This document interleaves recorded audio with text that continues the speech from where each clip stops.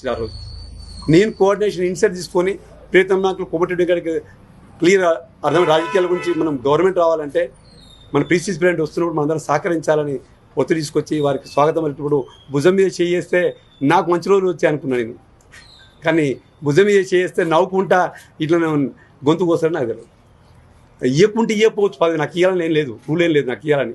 నాకంటే ఎక్కువ ఆర్థికంగా నష్టపోయిన వాళ్ళు, నాకంటే ఎక్కువ జెండా మోషన్ ఉండరు ఈ రాష్ట్రంలో. కానీ బాధ ఏడనిపిస్తుంది అంటే ముఖ్యమంత్రి గారికి అనుచరుడైన పటేల్ రమేష్ అన్నకి కార్పొరేషన్ చైర్మన్ వస్తుంది, నాకు రాదు. ముఖ్యమంత్రి గారికి అనుచరుడు ఉంటే ఎంపీ అవుతాడు. చామల కిరణ్ అన్న నేను జిల్లా ప్రెసిడెంట్గా పోటీ పడ్డాం ఆ రోజు. జిల్లా ప్రెసిడెంట్ కిరణ్ అన్న రాలే, నాకు వచ్చింది. అదే కిరణ్ అన్న ఇవాళ ఎంపీ అయ్యాడు. ముఖ్యమంత్రి గారికి మన రవీంద్ర దగ్గర ఉండు, ఆయనకి ఎంపీ పోస్ట్ వచ్చింది.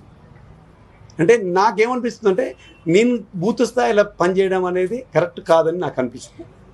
కానీ రేపు రాబోయే స్థానిక సంస్థల ఎలక్షన్లో ప్రియతమ నాయకులు కోమటిరెడ్డి వెంకటరెడ్డి గారు కావచ్చు, మన సీఎం రేవంత్ రెడ్డి గారు తీసుకున్నటువంటి 6 గ్యారెంటీలు కావచ్చు, సన్న బియ్యం కావచ్చు, ఇప్పుడు చీరల పంపిణీ కావచ్చు, ఇవన్నీ తీసుకొని మనం రేపు స్థానిక సంస్థల్లో నల్గొండ జిల్లాలో ఉన్నటువంటి ఇంకో ముఖ్యంగా ఒక విషయం ఏంటంటే నాకు బాధ అనిపించింది. ఇప్పుడు ఈ ప్రెస్ మీట్ పెట్టడానికి ఏంటంటే నల్గొండ కాన్స్టిట్యున్సీలో 100% నా పేరు చెప్పారు, పక్కన నకరెక్కలు నా పేరు చెప్పారు, మిర్యాలలో అని చెప్పారు, దేవరకొండ చెప్పారు, మునుగోడు చెప్పారు, సాగర్లో అయితే బహిరంగంగా చెప్పాడు. ఒక యువజన కాంగ్రెస్ మిత్రుడు ఉండే వాళ్ళు చెప్పారు నాకు.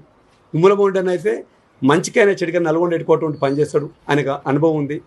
కోమటిరెడ్డి వెంకట గారు మంత్రిగా అనుచరుడుగా పేరు ఉంది కాబట్టి అక్కడ ఉన్నటువంటి హాస్పిటల్ వాళ్ళు కానీ అధికారులు కానీ ఈజీగా అర్థమైతే వాళ్ళు బహిరంగంగా చెప్పడం జరిగింది. ఇంతమంది చెప్పినా కానీ మళ్ళీ ఎంత చెప్పుకున్నా కూలం అంటారు. నేను మీ అందరికి పెద్ద లీడర్లందరికీ ఒకటి చెప్తున్నా, ప్రజాప్రాయ సేకరణ లేకుండా మీరు చేసి ఉంటే బాగుండేదేమో నా అభిప్రాయం చెప్తున్నా.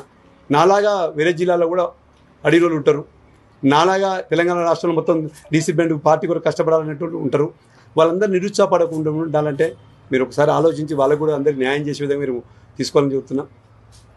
మంత్రివర్యులు కోమటిరెడ్డి వెంకట గారు తలుచుకుంటే నాకు 1.5 year కింద నాకు కార్పొరేషన్ డిక్లేర్ చేయడం జరిగింది. అందరి సమక్షంలో దాదాపు 2-3-4 వేల మంది సమక్షంలో పార్లమెంట్ ఎలక్షన్ చేయడం జరిగింది. 1.5 year అయింది. నా తర్వాత ఒక 20 మంది కార్పొరేషన్ పదవులు వచ్చినాయి. నేనేం బాధపడతలేదు. కానీ నాకు కార్పొరేషన్ కంటే రాష్ట్ర కాంగ్రెస్ ఉపాధ్యక్షుడు కంటే జిల్లా కాంగ్రెస్ పార్టీ చేసినట్టయితే నాకు ఒక విజన్ ఉండే.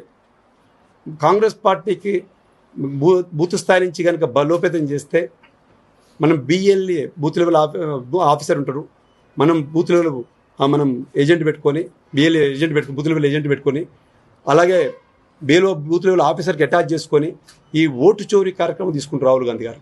ఆ ఓటు చోరీ కార్యక్రమం ఎక్కడ జరుగుతుందంటే బూత్ లెవెల్లో జరుగుతుంది.